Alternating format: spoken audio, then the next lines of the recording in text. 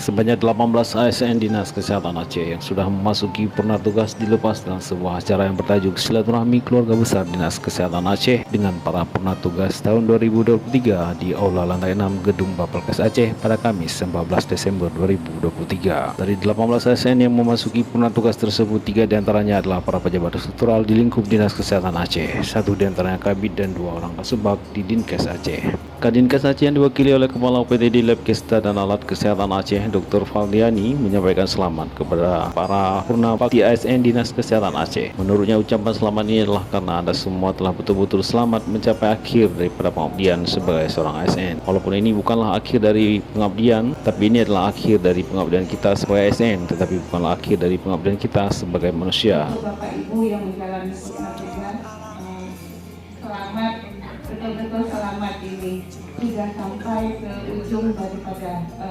pengabdian, tapi tidak berarti akhir daripada pengabdian. Ujung pengabdian ASN, tapi tidak menjadi pengabdian akhir dari kita sebagai manusia.